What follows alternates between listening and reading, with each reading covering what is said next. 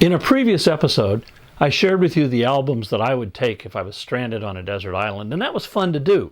But it got me thinking, I wonder what other people would take. So in this episode, we're going to be joined by two guests who are going to share the albums they would take to that island. Are you ready to go back to the island? Okay, let's drop the needle.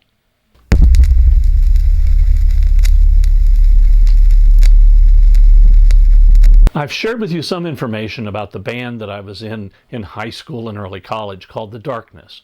Here we are.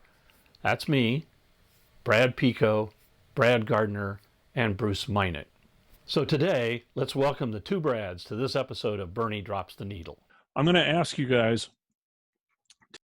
desert island albums. In other words, which records would you take if you were going to be stranded on a desert island?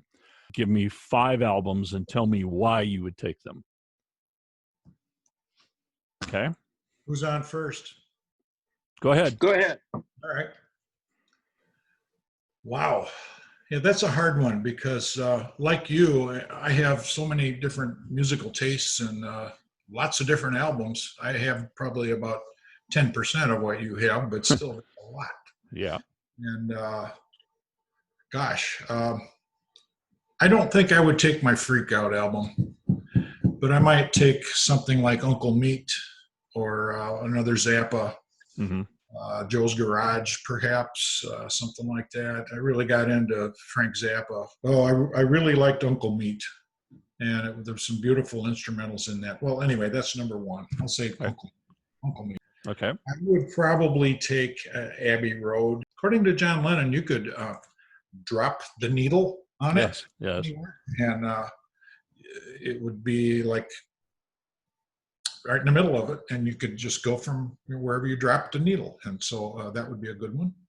I really got into some Thomas Dolby music, so I might take Aliens Ate My Buick is one of my favorites of his. There was some really good funky electro pop type music in it, which I'll think about the other two while the other Brad comes up with a couple of his. Okay. Like all of us, we have been exposed to so many different types of music and have an affair with all of it. You know, it's like it's been remarkable to be able to experience as many shows that we got to go to, see people live. And I think about different bands that I've seen live over and over and over, and different people that have really strongly influenced me. In terms of picking 5 albums, it's real difficult, but I'm going to say a band that I didn't see, but I was really truly changed by this album, and that was Rubber Soul.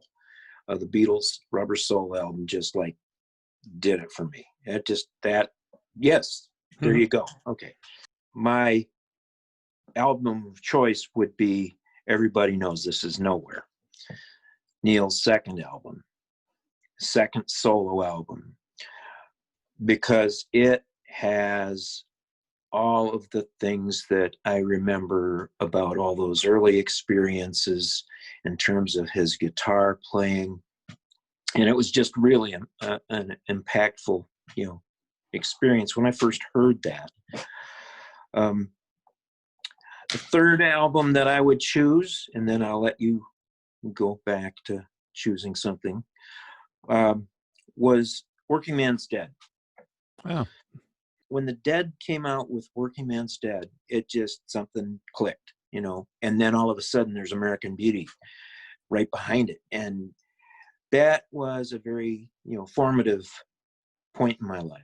Well, it was such a turning point for the music of the Dead, too. It was like when that album came out, nobody expected the Dead to sound like that. Exactly, because you remember Oxa Moxa. Yeah. And the early stuff, it was just like, oh God, this is really trippy. Oh man, I don't know. And it was, so anyway, that's where I'm gonna turn it back to Brad. You, Brad, the other Brad? Yes, you, the other Brad. I reverted into the other Brad now since you were talking. So okay.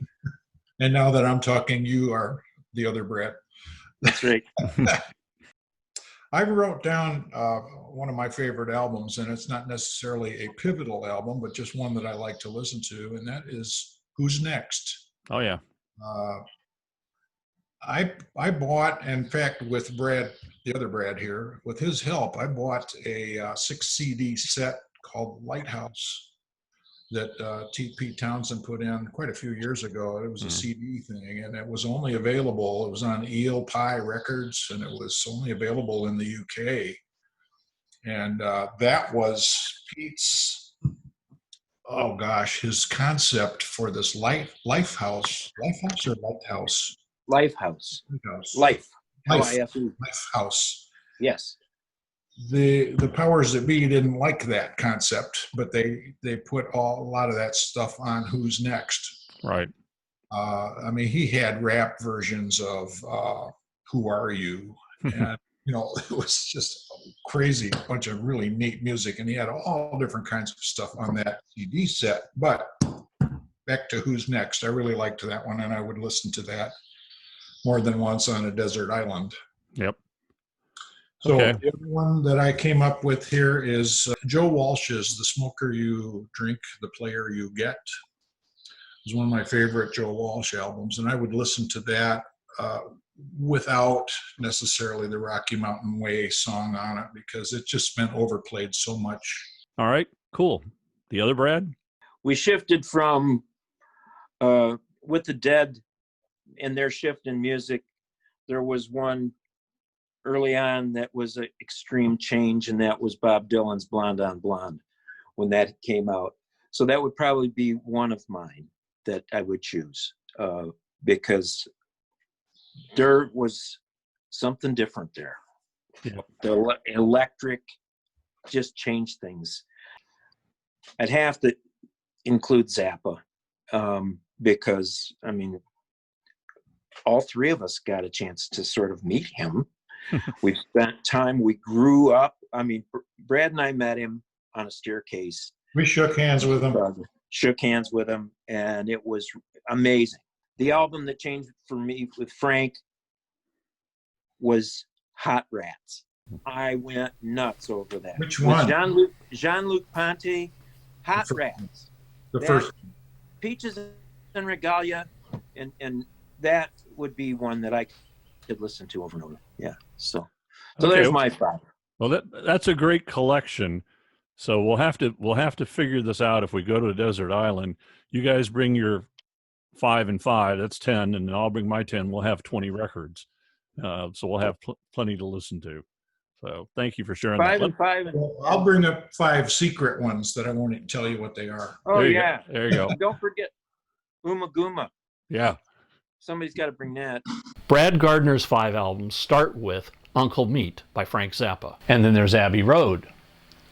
Aliens Ate My Buick by Thomas Dolby. Who's Next? And Joe Walsh's The Smoker You Drink, The Player You Get. Brad Pico's 5 albums are Rubber Soul by the Beatles, Everybody Knows This Is Nowhere by Neil Young, The Grateful Dead's Working Man Dead, Bob Dylan's Blonde on Blonde, and Zappa's Hot Rats. And of course, someone must remember to bring Guma. Not a bad selection of albums. If you've enjoyed this, hit the thumbs up, leave me comments down below, and please subscribe.